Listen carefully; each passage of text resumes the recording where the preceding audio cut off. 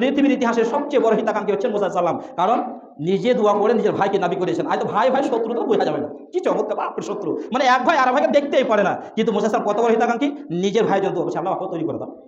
দুইজন নাবি এখন জমিনের ওপরে, মুসা সাল্লাম আর তার ভাই হারুন আলাইহিস সালাম, দুইজন নবী। আল্লাহ বলছেন যাও ফেরাউনের কাছে যাও, ফেরাউনের কাছে যাবো, বিশাল ব্যাপার, না যেতে তো হবে, চলে গেল, অনেক ইতিহাস আছে আমি বলছি না, আমার যেটুকু নাও সেটাকে আপনাকে বুঝাচ্ছি আমি।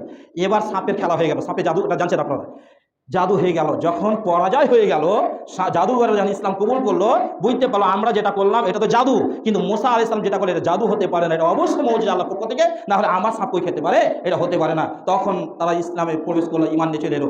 ফেরাউনের দরবারে যে বড় বড় লিডারগুলো ছিল, টুটা ফাটাগুলো, লিডারগুলো, প্রধানগুলো, ওরা বলছে মুসা পৃথিবীতে জমিনে ফাসাদ তৈরি করবে, বিপর্যয় সৃষ্টি করবে, আপনি কিছু বলবেন না? তাহলে আজকের লাকাব জঙ্গি টাইটেলটা আজকের না ওই দিয়ে গেল ফেরাউনের যারা ছিল, প্রধান ছিল, ওরা বলছে মুসা বিপর্যয় সৃষ্টি, মানে জঙ্গি, বিপর্যয় সৃষ্টি করবে, আর আপনি ছেড়ে দিবেন?